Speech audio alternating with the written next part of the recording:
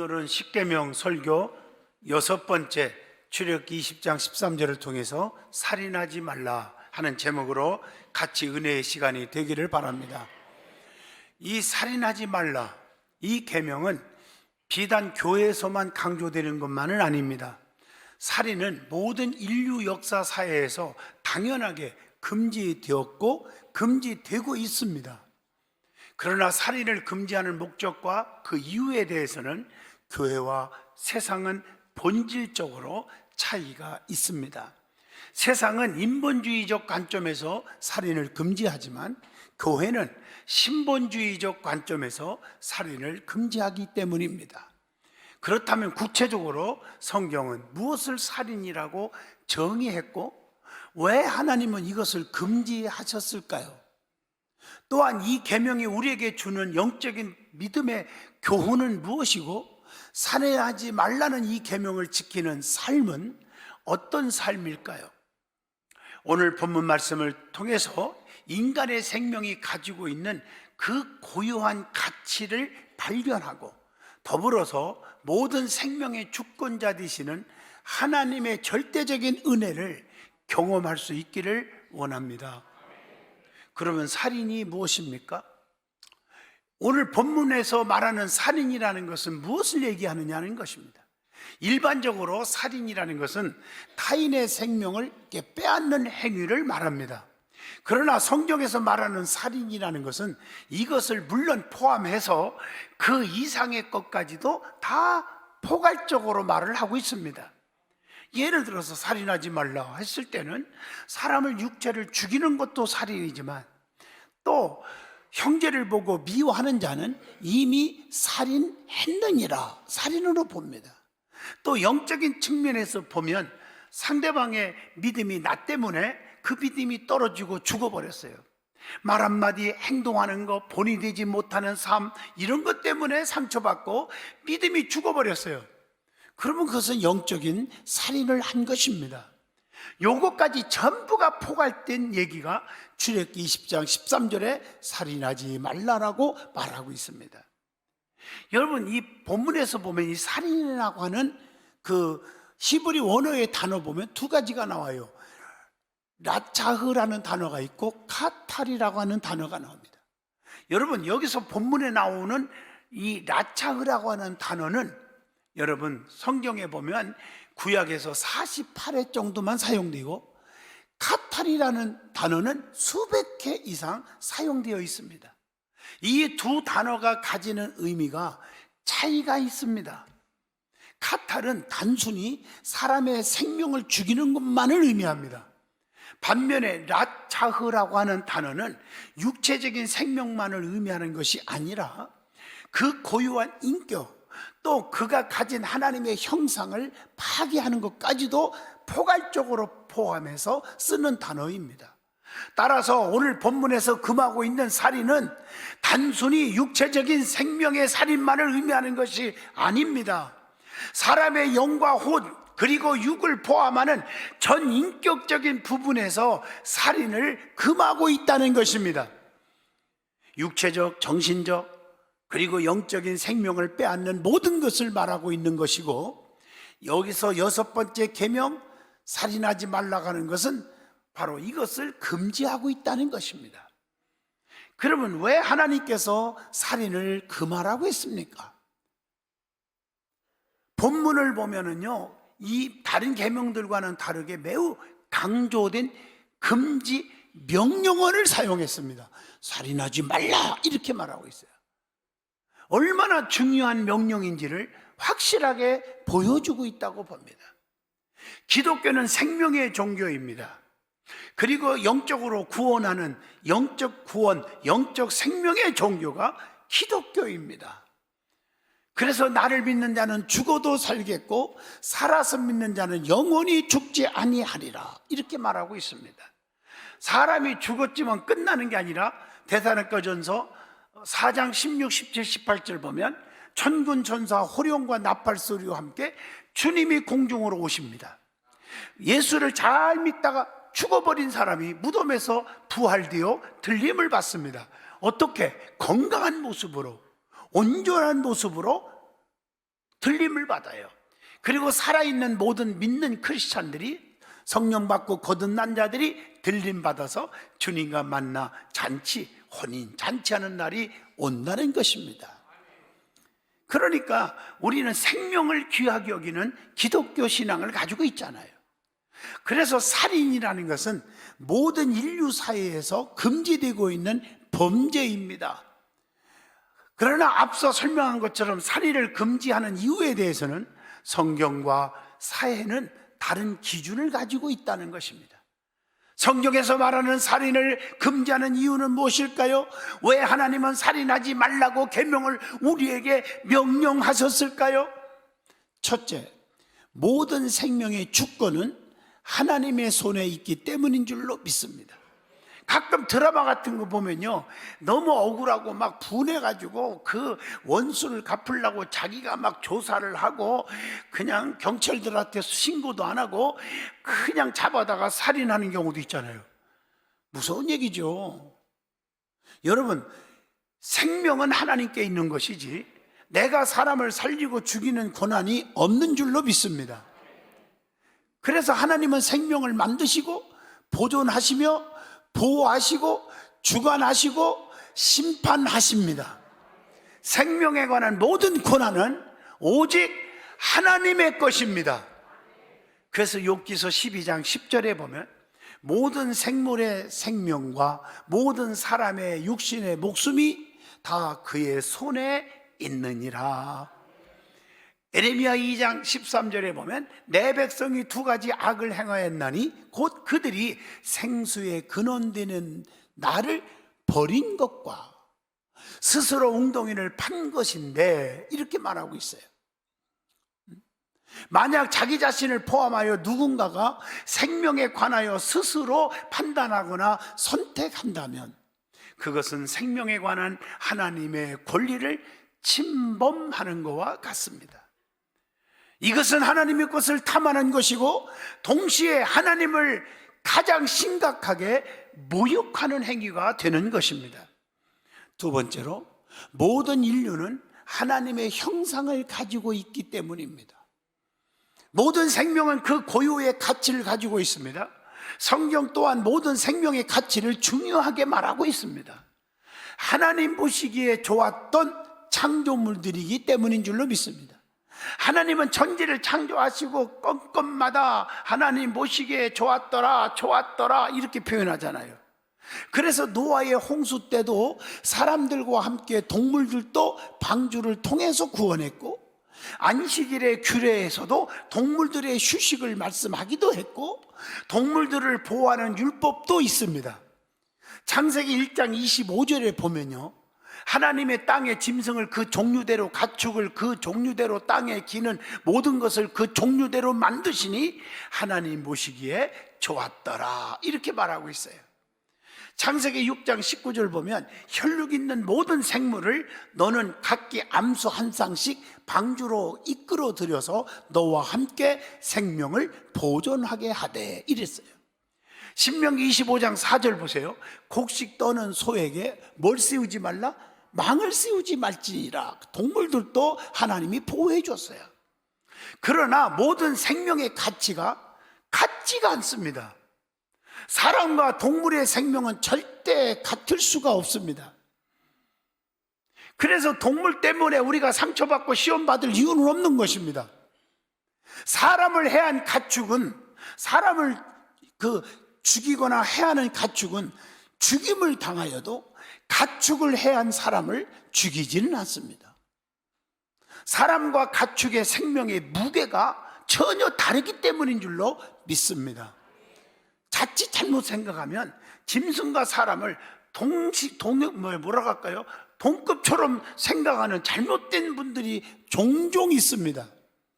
여러분, 출애굽기 21장 28절 보면 소가 남자나 여자를 받아서 죽이면, 즉 짐승이 사람을 죽이면 이 말이죠, 그 소는 반드시 돌로 쳐서 죽일 것이요 그 고기는 먹지 말 것이며 임자는 형벌을 면하려거니와.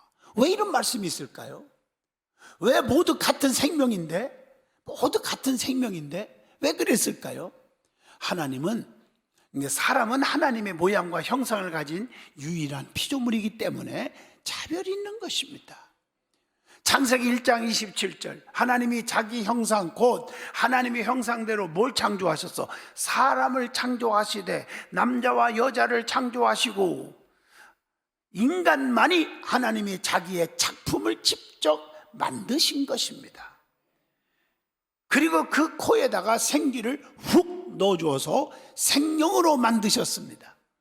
창세기 2장 7절을 보세요. 인간이 얼마나 귀한지.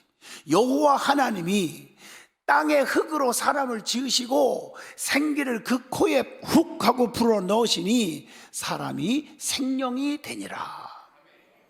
모든 피조물 중에 인간만이 하나님의 형상과 모양을 가지고 있다는 것입니다.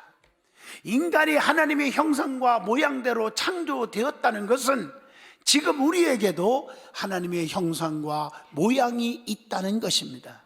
따라서 살인은 하나님의 형상과 모양을 파괴하는 것이 되는 것입니다.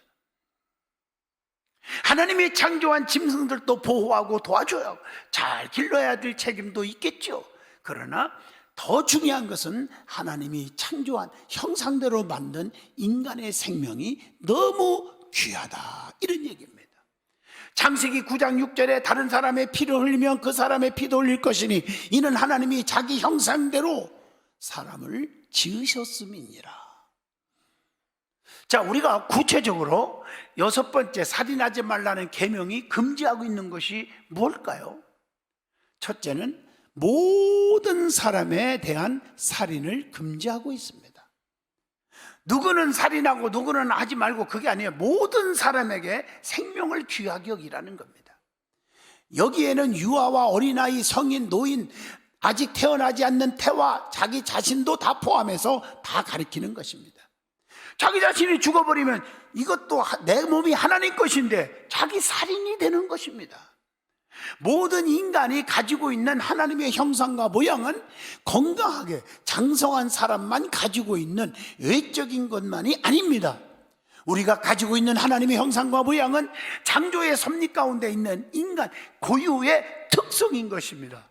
아직 태어나지 않는 태아라 할지라도, 자라나고 있는 아이라 할지라도, 육체가 연약해진 노인일지라도, 의식을 잃어버린 사람일지라도, 병든 사람일지라도, 인생에게 실패한 사람일지라도 이 형상과 모양은 다 가지고 있다는 것입니다. 그러므로 그 누구도 사람의 생명에 관하여 판단하거나 선택할 권한은 없습니다.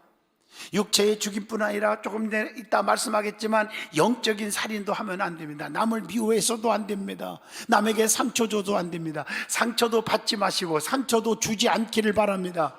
아무리 사람이 못 배우고 가난하고 못났고 실수가 많고 죄도 짓고 그럴 수 있겠죠. 그러나 그렇다고 해서 미워하거나 헐뜯거나 차별하거나 그런 행동을 하지 마세요. 상처를 주지 않기를 바랍니다. 저도 솔직히 목사이지만요, 인간이기 때문에 사람을 통해서 말 한마디 가지고 행동 가지고 상처받을 때가 왜 없겠어요.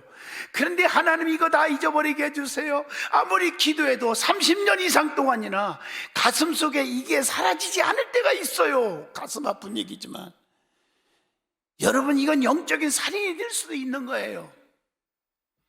사람을 미워하지 마세요. 증오하지 마세요. 헐뜯지 마세요. 판단하지 마세요. 상처 주지 마세요. 누구든지 우리는 사랑을 받을 권리가 있고 사랑해 줄 수 있어야 됩니다. 사랑이 뭡니까? 베드로전서 4장 8절 모든 허물을 덮어주는 거라겠잖아요. 여러분, 가족이라 할지라도 자기 자신이라 할지라도 모든 사람의 생명의 주권은 오직 하나님의 손에 있습니다. 내 뱃속에서 난 자식일지라도 내 맘대로 다스리는 게 아니에요. 하나님의 손에 있는 거예요. 둘째, 육적인 생명뿐만 아니라 영적인 살인도 금지하고 있다는 거예요. 영적 살인을 조심해야 합니다. 인간은 영과 육이 결합된 존재입니다.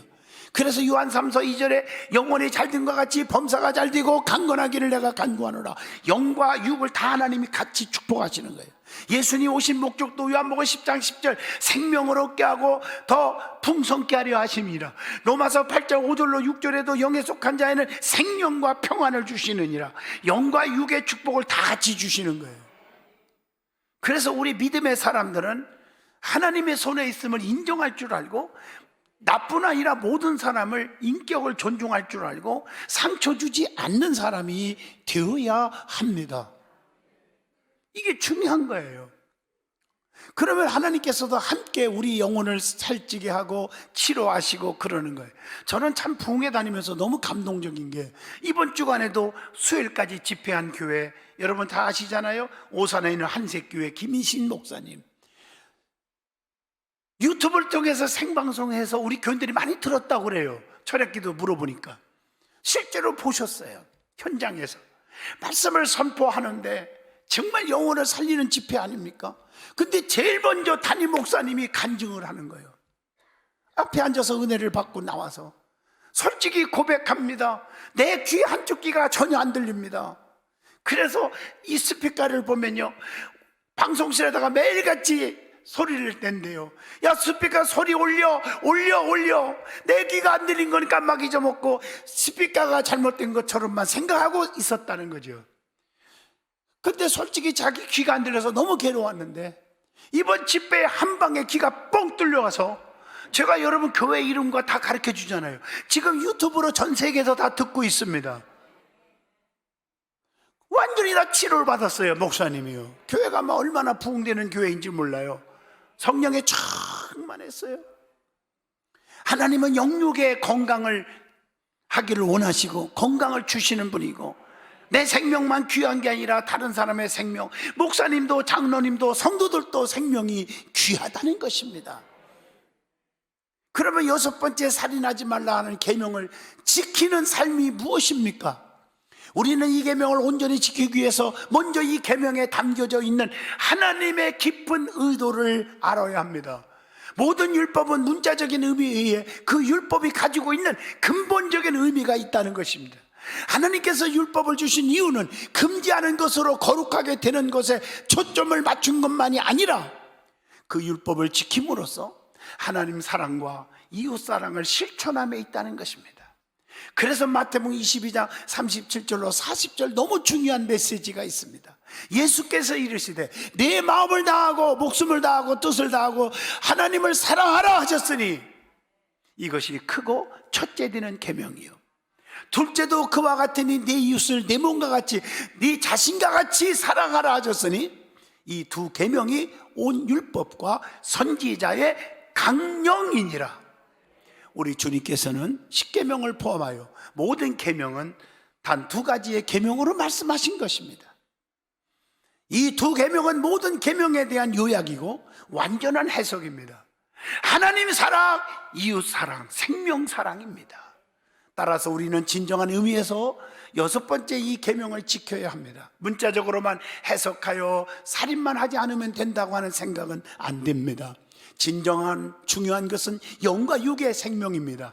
우리는 사랑이라는 전제 아래 나와 이웃을 살리는 삶을 살아가야 합니다. 이 계명을 지켜야 하는 것은, 그리고 여기에서 두 가지 영역이 있다고 하는 것을 알려주는데, 하나는 몸의 생명의 영역입니다. 두 번째는 영의 생명의 영역이고요. 우리는 육신의 생명을 살리는 삶을 살아야죠. 우리의 몸의 주인이 내가 아닌 하나님을 기억하라는 것입니다. 그리고 여기에는 나의 몸의 생명을 살리는 삶과 이웃의 몸의 생명을 살리는 삶이 포함되어 있습니다. 그래서 제일 중요한 것은 내 몸이에요. 하나님이 주신 몸이에요. 내 몸이 내 것이 아니에요. 그래서 내 몸을 살리는 삶을 살아야 돼요. 그래서 우리 자신의 몸을 소중히 여겨야 합니다. 우리의 몸은 하나님께서 주신 선물이기 때문에 귀하게 여기라는 것입니다. 우리의 몸을 내 마음대로 상하게 해서는 안 됩니다. 하나님이 우리를 부르시는 그날까지 우리의 몸을 건강하게 잘 사용하여야 합니다. 하나님의 계획하심에 쓰임받도록 지음받은 존재이기 때문입니다. 나의 몸을 죽이지 않고 나의 생명을 살리는 삶을 살 때 내 몸을 보존해야 돼. 그래서 안 좋은 음식 먹지 말고 좋은 음식 먹고, 건강하란 말이에요. 해치는 음식 먹지 말고. 그 다음에 이웃의 생명을 살리는 삶을 살아야 한다. 나뿐 아니라. 교회는요, 남을 돕는 것이 사명이에요. 그래서 성경에 구제하라고 그랬어요. 이게 교회의 사명이에요. 구제를 강조하는 공동체입니다. 하나님은 이웃사랑을 실천하는 삶을 살으라고 명령하셨습니다. 여러분, 그래서 레위기 19장 9절로 10절 보세요. 너희가 너희 땅에서 곡식을 거둘 때 너는 밭 모퉁이까지 다 거두지 말고 네 떨어진 이삭도 줍지 말라. 네 포도원의 열매를 다 따지 말고 네 포도원에 떨어진 열매도 줍지 말고 가난한 사람과 거류민을 위하여 버려두라. 나는 너희 하나님 여호와니라. 어려운 자들이 먹을 수 있도록 좀 조금씩 남겨주라, 이 말이에요.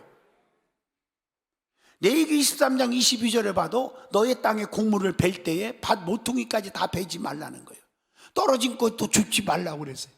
저는요, 어릴 때 지금도 생각이 납니다.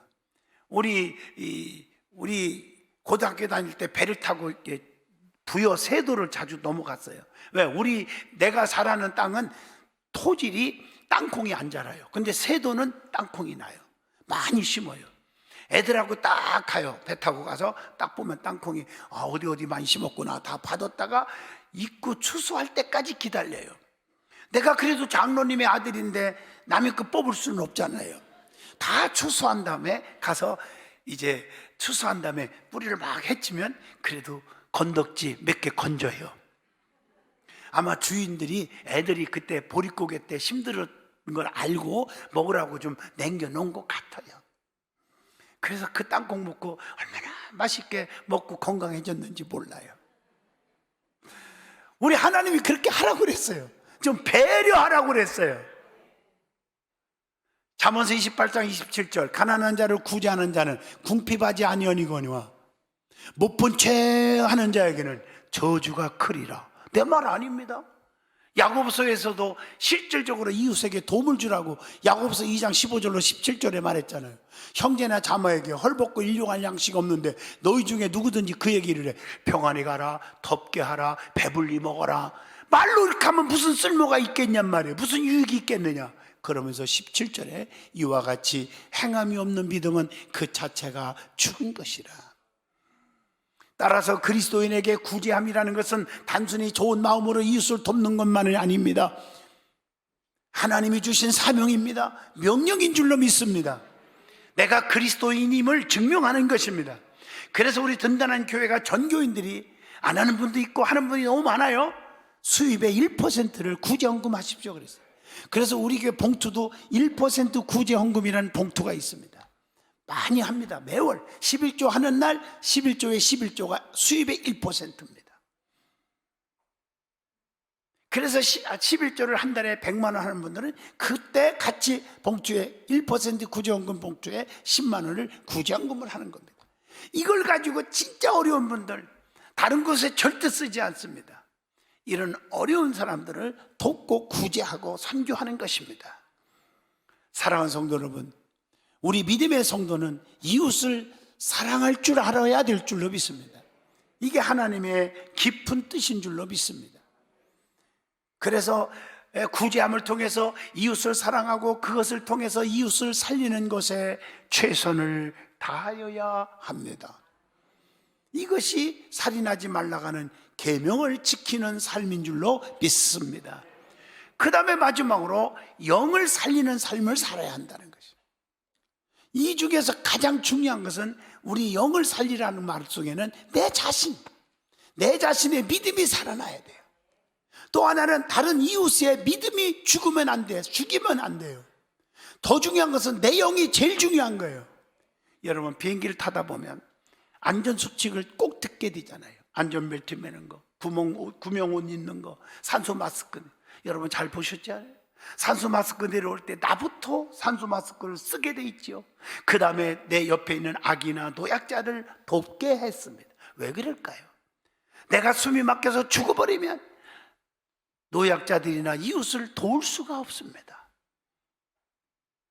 사랑하는 성도 여러분, 내 믿음이, 내 영이 살아야, 내 믿음이 뜨거워지고 성령으로 거듭나야 다른 영혼을 살릴 수 있지 않겠습니까?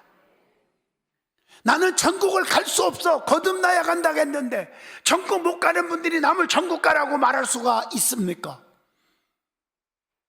하나님 앞에 성령 받아서 하나님이 우리의 삶을 책임져 주고 축복 속에 사는데 하나님이 안 도와줘서 다 망하고 있는데 남들에게 축복받으라 말할 수 있겠습니까?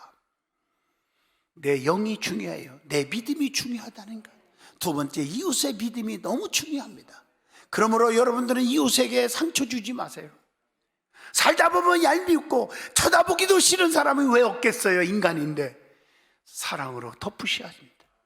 내 말 한마디 행동, 내가 본이 되지 못할 때, 예배에 본이 되지 못하고 기도 생활에 본이 되지 못하고 하나님 앞에 헌신 드림에 본이 못 될 때 많은 사람들은 상처가 되는 것입니다. 오늘 여기까지 영역을 가르쳐주고 있는 것입니다. 우리는 믿음의 삶이 얼마나 영적인 삶이 중요한지 모릅니다. 그렇다면 믿음의 삶은 무엇입니까? 바로 예배하는 삶입니다. 하나님은 예배를 통해서 만나주시고 예배를 통해서 축복하시고 회복시켜 주시기 때문입니다.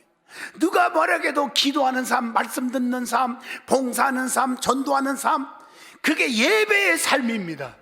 누가 뭐라해도 예배 빠지는 것은 믿음이 없는 것입니다. 여러분, 사랑하는 사이는 뭡니까? 자꾸 보고 싶고 만나고 싶죠. 우리가 하나님을 사랑합니다. 그게 믿음의 삶이거든요. 믿음이 있다는 것은 하나님을 사랑한다는 것입니다. 그 증거가 뭡니까? 예배를 통해서 만나주시니 예배가 그리워지고 예배 시간 안 빠지고 이런 믿음인 줄로 믿습니다. 오늘 여러분, 살인하지 말라는 속에서 엄청난 은혜를 받았습니다. 생명을 귀하게 여기라. 기도하겠습니다. 전능하신 하나님, 생명을 귀하게 여기는 믿음의 사람이 되게 하여 주옵소서. 성령의 사람이 되게 하여 주시옵소서. 하나님, 오직 우리는 이웃을 생각하고 나 자신을 생각하고 영혼을 귀하게 여기는 충성스러운 성도가 되게 하옵소서. 예수 이름으로 기도하옵나이다. 아멘.